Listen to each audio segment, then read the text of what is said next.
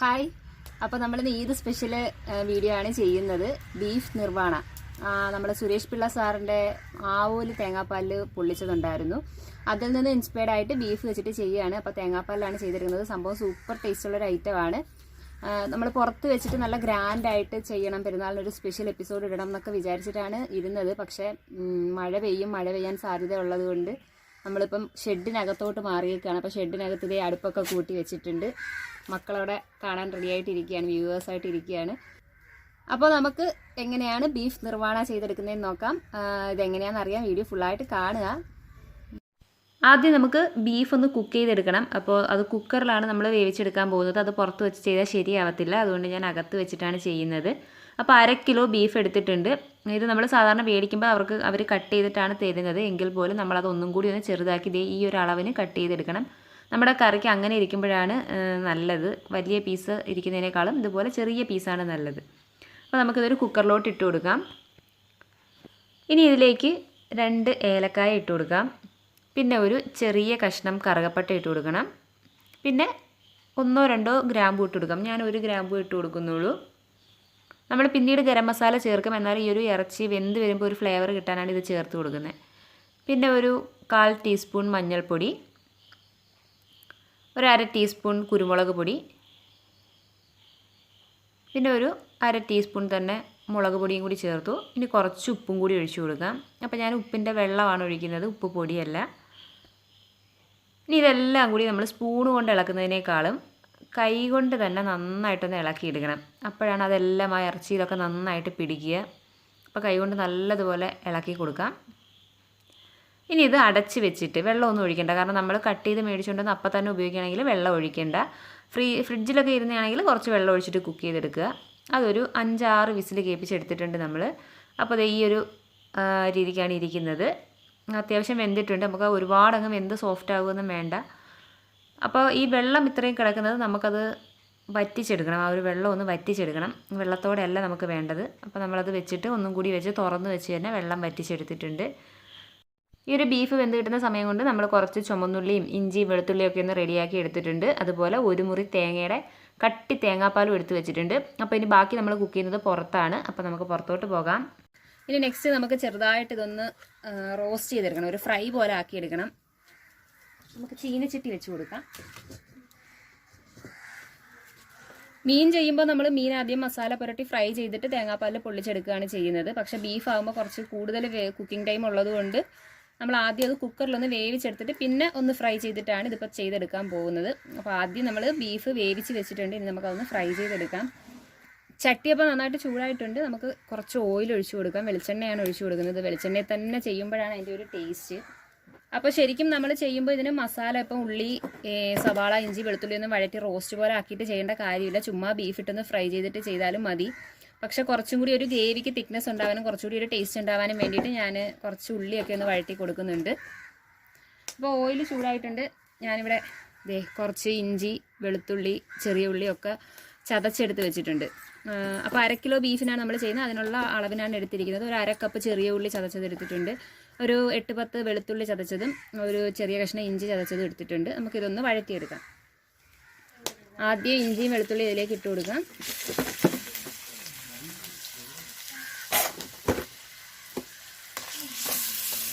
നമ്മളിതിൻ്റെ ചിക്കൻ വെച്ചിട്ടും ചെയ്യാറുണ്ട് കേട്ടോ.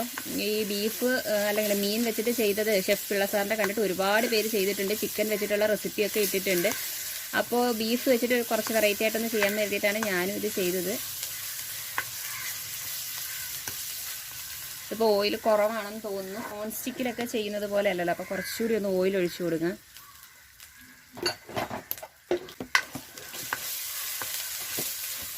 ഇനി നമുക്ക് ഇതിലേക്ക് ചെറിയ ഉള്ളി ചതച്ച് ഇട്ട് കൊടുക്കാം. ഒരുപാടൊന്ന് റോസ്റ്റ് ചെയ്യാൻ എടുക്കുന്നത് കണക്ക് ഒരുപാട് ക്വാണ്ടിറ്റിയിലൊന്നും നമ്മൾ ഉള്ളിയും ഇതൊന്നും എടുത്തിട്ടില്ല. ഇതിങ്ങനെ തേങ്ങാപ്പാലിലാക്കി എടുക്കാനായതുകൊണ്ട് കുറച്ച് തന്നെ എടുത്തിട്ടുള്ളൂ. അപ്പോൾ ചെയ്യുമ്പോൾ ഓയിൽ കുറവായിട്ട് തോന്നിയാൽ കുറച്ചുകൂടിയൊക്കെ ഓയിൽ ആഡ് ചെയ്ത് കൊടുത്താൽ മതി. അതല്ല നമ്മൾ അകത്ത് വെച്ച് നോൺ സ്റ്റിക്ക് പാത്രത്തിലൊക്കെ ചെയ്യുന്നെങ്കിൽ കുറച്ച് ഓയിലിൽ ചെയ്തെടുക്കാൻ പറ്റും. ഇതിപ്പോൾ ഇങ്ങനെയുള്ള പാത്രത്തിൽ ചെയ്യുമ്പോൾ കുറച്ച് ഓയിലില്ലെങ്കിൽ അടിയിലൊക്കെ പിടിക്കും. പുറത്തായതുകൊണ്ട് ഇഷ്ടംപോലെ ബഹളം കേൾക്കും. കാക്കയുടെയൊക്കെ ഭയങ്കര ബഹളമുണ്ട്. നമ്മൾ സ്റ്റൗവിൽ വെച്ച് ചെയ്ത് ശീലിച്ചിട്ട് ഇങ്ങനെ പുറത്ത് തീയൊക്കെ കത്തിച്ച് ചെയ്യുമ്പോൾ നമുക്ക് തീ കൂടുന്നതും കുറയുന്നതും കൺട്രോൾ ചെയ്യാൻ ഇച്ചിരി പാടുണ്ടാകും. അതുകൊണ്ട് തന്നെ അടിയിൽ പിടിക്കാതിരിക്കാൻ കുറഞ്ഞ തീയിലിട്ട് ചെയ്യുന്നതാണ് നല്ലത്. ഇതിപ്പം നന്നായിട്ട് തീ കത്തുന്നുണ്ട്. പണ്ടൊക്കെ എല്ലായിരുന്നു സ്ഥിരം പുറത്തിട്ടൊക്കെ ചെയ്യുന്നത്. ഇപ്പോൾ എല്ലാവരും വീടിനകത്ത് സ്റ്റൗവിലല്ലേ ചെയ്യാറ്. ഇങ്ങനെയൊന്നും ചെയ്ത് ആർക്കും ശീലം ഉണ്ടാകത്തില്ല. ഇപ്പോൾ തീ ഭയങ്കരമായിട്ട് കത്തുന്നുണ്ട്. ലോക്ക്ഡൗണിൻ്റെ ഇടയ്ക്കുള്ള ഇതായതുകൊണ്ട് ആർക്കും ആർഭാടങ്ങളോ ആഘോഷങ്ങളോ ഒന്നും ഉണ്ടാകത്തില്ല. എന്നാലും പെരുന്നാൾ ചെറിയ രീതിയിലെങ്കിലും വീട്ടിലെല്ലാവരും ഒന്ന് ആഘോഷിക്കും. അപ്പോൾ ഇപ്രാവശ്യം പെരുന്നാളിന് സ്പെഷ്യലായിട്ടൊന്ന് ചെയ്ത് നോക്കാൻ വേണ്ടിയിട്ട് ബീഫ് വെച്ചിട്ടുള്ളൊരു ഐറ്റം ഞാൻ കാണിക്കുന്നതാണ്. ഉള്ളി കുറച്ച് വഴന്ന് വന്നിട്ടുണ്ട്. ഒരുപാട് ബ്രൗൺ നിറം ആകുന്നവരെയൊന്നുമല്ല, എന്നാലും ഒരു ചെറിയ ലൈറ്റ് ബ്രൗൺ ആകാൻ തുടങ്ങിയിട്ടുണ്ട്.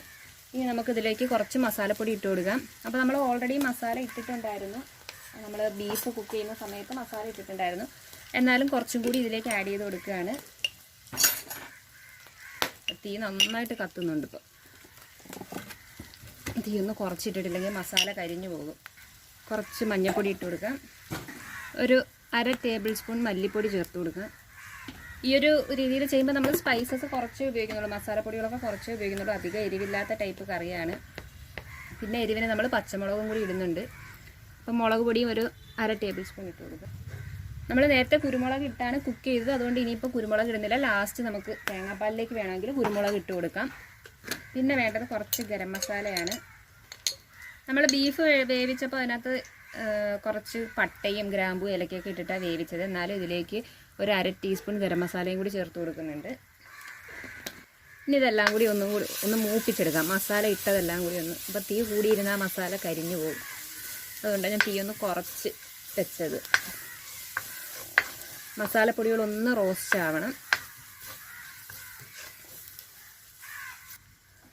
ഇനി ഇതിലേക്ക് ഒരു ചെറിയ തക്കാളി അല്ലെങ്കിൽ ഒരു വലിയ തക്കാളിയുടെ പകുതി ഇട്ട് കൊടുത്താലും മതി. ഇത് വേണമെന്നില്ല, തക്കാളിയുടെ പുളിപ്പ് വേണമെന്നില്ല. ഞാനൊരു കുറച്ച് എക്സ്ട്രാ ടേസ്റ്റിന് വേണ്ടിയിട്ട് തക്കാളിയും കൂടി ഇടുന്നേ ഉള്ളൂ. അതും കൂടി ഇട്ട് കൊടുക്കാം. നമ്മളിതിലേക്ക് ഇപ്പോൾ ഉപ്പ് ചേർത്തിട്ടില്ല. വഴറ്റാൻ നേരത്ത് ഉപ്പ് ചേർത്തിട്ടില്ല. കാരണം നമ്മൾ ഓൾറെഡി ബീഫിൽ ഉപ്പ് ചേർത്താണ് വേവിച്ച് വെച്ചിരിക്കുന്നത്. അപ്പോൾ ലാസ്റ്റ് നമുക്ക് മസാലയ്ക്ക് ഉപ്പ് വേണമെങ്കിൽ മാത്രം കുറച്ച് ഇട്ട് കൊടുത്താൽ മതി. ഇല്ലെങ്കിൽ ഉപ്പ് കൂടിപ്പോവും. മസാല ഒന്ന് വഴന്നിട്ടുണ്ടെങ്കിൽ നമുക്ക് വേവിച്ച് വെച്ചിരിക്കുന്ന ബീഫ് ഇതിലേക്ക് ഇട്ട് കൊടുക്കാം. അപ്പം നമ്മൾ കുരുമുളക് ഇട്ട് വേവിച്ചതുകൊണ്ട് കുറച്ച് എരിവൊക്കെ ഉണ്ട് ബീഫിന്. പിന്നെ നമുക്ക് നോക്കിയിട്ട് വേണമെങ്കിൽ ഇട്ട് കൊടുക്കാം. അപ്പോൾ അതും കൂടി ഒന്ന് ഇളക്കി ചേർത്ത് ഒന്ന് ഫ്രൈ ചെയ്തെടുക്കണം. ഒരുപാട് നേരം ഇട്ട് ഫ്രൈ ചെയ്യേണ്ട. നമ്മൾ ഓൾറെഡി കുക്ക് ചെയ്തതാണ്. പക്ഷേ കുക്ക് ചെയ്യുമ്പം നമ്മൾ നല്ല പോലെ അങ്ങ് കുക്ക് ചെയ്തിട്ടില്ല. അത്യാവശ്യം കഴിക്കാൻ പറ്റുന്ന രീതിയിൽ കുക്ക് ചെയ്തിട്ടുണ്ട്. ഇനി 2 ട്രിപ്പ് നമ്മളിപ്പോൾ ഇങ്ങനെ ഫ്രൈ ചെയ്തെടുക്കുന്നുണ്ട്. പിന്നെ തേങ്ങാപ്പാലിലും കൂടെ ഒന്ന് കുക്ക് ചെയ്തെടുക്കുന്നത് കൊണ്ട് അതനുസരിച്ചിട്ട് വേവിച്ചാൽ മതി. ഒരുപാട് അങ്ങ് വെന്ത് നല്ല സോഫ്റ്റ് ആവുന്നവരെ കുക്ക് ചെയ്തെടുക്കണ്ട നമ്മൾ ആദ്യം കുക്കറിൽ വേവിക്കുമ്പോൾ. ഇനി കുറച്ച് നേരം ഇതിലിട്ട് നന്നായിട്ടൊന്ന് ഫ്രൈ ചെയ്തെടുക്കാം. ഈ തീ ഞാനും കൂടി ശരിയാകത്തില്ലെന്നാണ് തോന്നുന്നത്. കൂടിയും കുറഞ്ഞും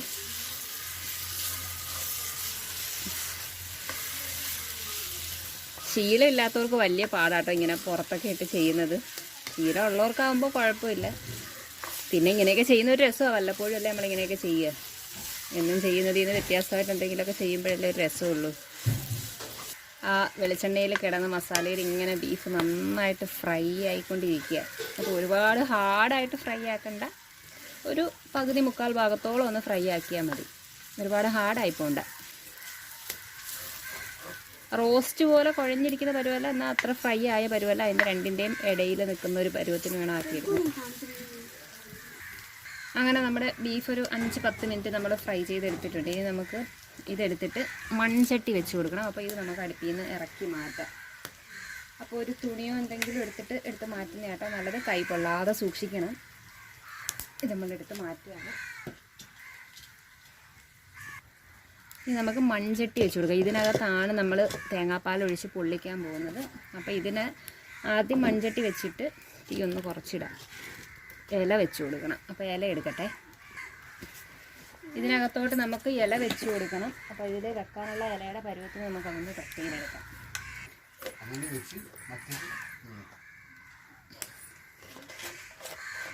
അപ്പോൾ ഒരില ജസ്റ്റ് ഒരു സേഫ്റ്റിക്ക് വേണ്ടി നമ്മളിങ്ങനെ വെച്ചിട്ടുണ്ട്. ഇനി നമുക്ക് ഇതും കൂടി വെച്ച് കൊടുക്കാം.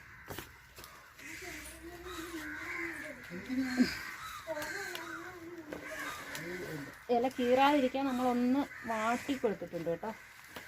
ഒന്ന് വാട്ടി എടുത്തിട്ടുണ്ട്. അപ്പോൾ കാണുന്നുണ്ടോ? ഇല്ലല്ലേ? ജസ്റ്റ് ഒന്ന് അടുപ്പിച്ച് വയ്ക്കാം.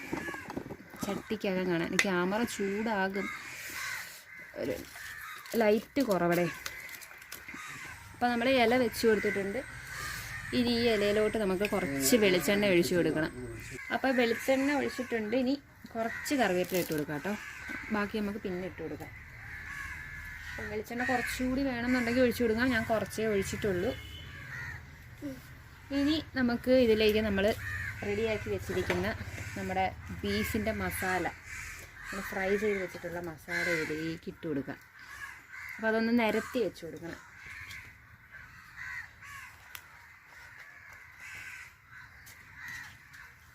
അപ്പോൾ ഞാൻ നേരത്തെ പറഞ്ഞായിരുന്നല്ലോ, നമുക്കിങ്ങനെ മസാലയാക്കാതെ ഫ്രൈ ചെയ്തിട്ട് മാത്രം വേണമെങ്കിൽ ചെയ്യാം. പക്ഷേ ഒരു ഗ്രേവിക്കൊരു തിക്നെസ് കിട്ടുന്നതിന് വേണ്ടിയിട്ടാണ് ഞാനിപ്പോൾ ഇങ്ങനെ കുറച്ച് ഉള്ളിയൊക്കെ, ചെറിയ ഉള്ളിയൊക്കെ വഴറ്റിയിട്ട്, അപ്പം കുറച്ചും കൂടി ഒരു ടേസ്റ്റ് ഉണ്ടാകും.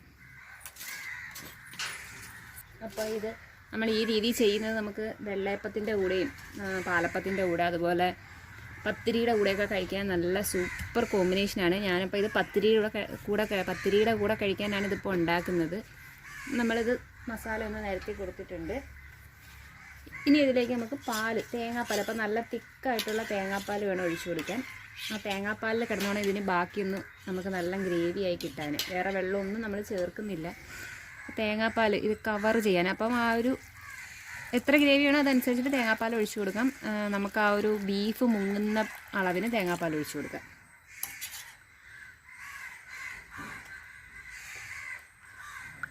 കുറച്ചും കൂടി ഞാൻ ഒഴിക്കുന്നുണ്ട്. കുറച്ചൊരു ഗ്രേവി വേണമല്ലോ, അതുകൊണ്ട് കുറച്ചും കൂടി ഞാൻ ഒഴിക്കുന്നുണ്ട്.